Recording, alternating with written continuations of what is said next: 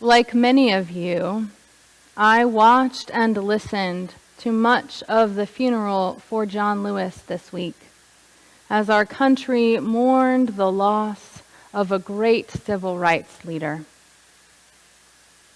President Obama recounted just some of the injustice and abuse that Lewis had survived.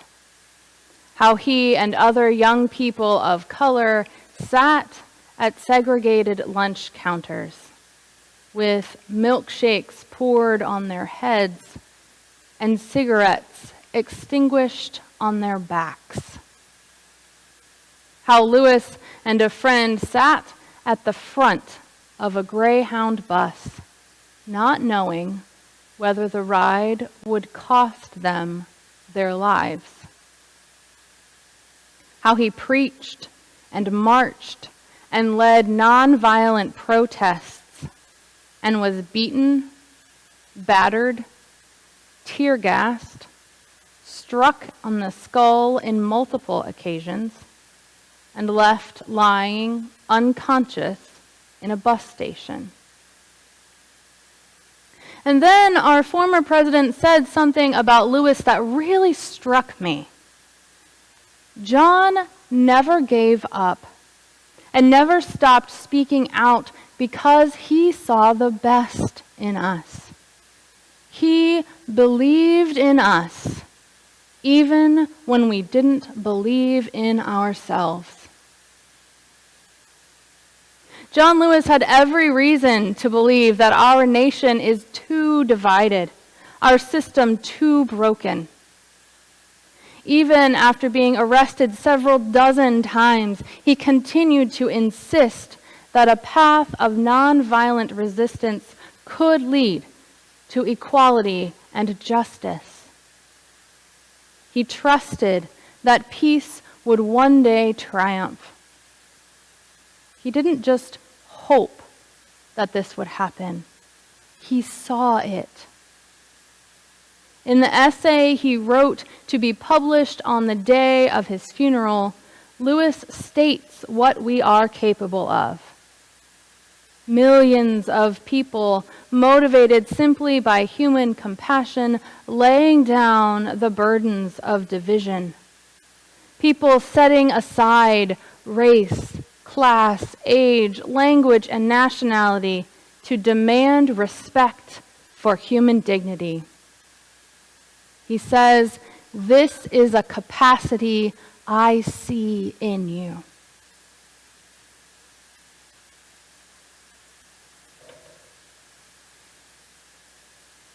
In the gospel reading this morning, we find the disciples out in the wilderness. Thousands of people have followed them to a deserted place because these folks are just so desperate to hear Jesus. As evening approaches, you can almost hear the exhaustion in the disciples' statement. "It's getting late, Jesus. Let's send these people on their way. We weren't prepared for this. We don't have the resources." And then comes Jesus' reply. "They don't need to go away. You give them something to eat." I don't know if it's my personality type or the way that this has been interpreted to me in the past, but somehow I've always heard a tone of rebuke in this exchange. Bewildered disciples, "We have nothing but 5 loaves and 2 fish. And an exasperated Savior, "Bring them to me," with an implied, "I'll take care of it." But that's not actually in the text. The story of this miracle shows up in all 4 Gospels. Only John differs in saying that Jesus distributed the food, but even then the disciples gather what is left. The synoptics, Matthew, which we read this morning, Mark, and Luke, are surprisingly consistent in recording that Jesus asked those gathered to sit down, that he took the bread and fish, blessed and broke the food, and that he gave them to the disciples to give to the crowd. I found this week a remarkable gentleness in the text. Jesus saw and named something in the disciples that they could not see in themselves. You give them something to eat. You can't possibly do that, Jesus. Yes, you can. Bring them to me. There are other times when Jesus calls people out on their disbelief, ye of little faith. So I think we can trust that if that was the case here, we might know about it. This is not one of those times. Not in any version of this story.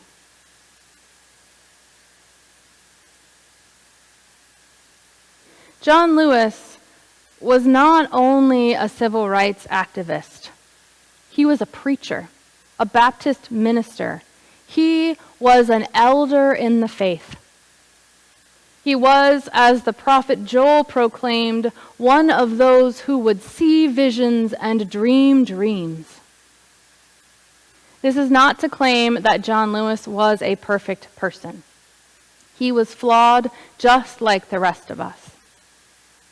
But when someone who lived through the levels of state-sanctioned violence that Lewis survived continues from his deathbed to insist that we can build the beloved community, a nation and world society at peace with itself, we would do well to listen. I see it in you, he tells us. Jesus believes in the disciples when they don't believe in themselves. They need his help, for sure. We need God's help. But you feed them is not only a directive of what to do next. It is a statement of what they are capable of as members of Christ's body. They are called, authorized, enabled to sustain this community, to nourish not even just those gathered, but more besides. I see that in this community. I am still learning about the many ways that this parish comes together to feed people. Over these past few weeks, I have watched as Life Moves and Hotel des Zinc gathered a crowd before you and asked you to give them something to eat.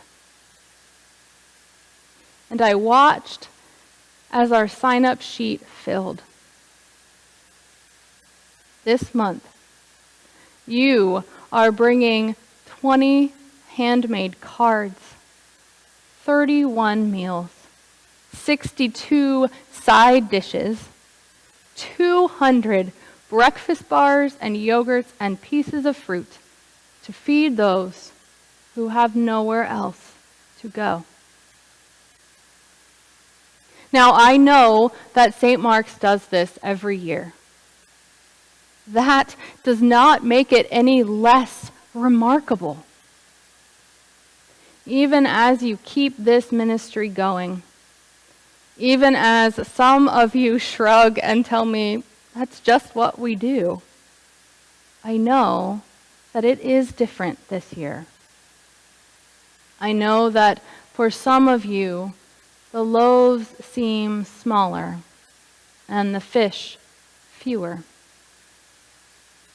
I know that you have your own struggles, and I know that some of you are not able to participate materially.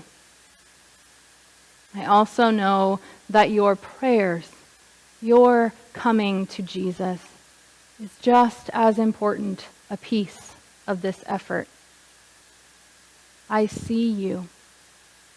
I see this community in the midst of pandemic, with your own losses and hardship, offering what you have. Jesus says, bring them here to me. He takes our little and blesses it. Then it is not just the bread that is broken. Jesus hands it back to the disciples, and it is our lives that are broken open, that we might believe about ourselves and one another what God already believes about us, that we have the ability to build the beloved community and to nourish the world.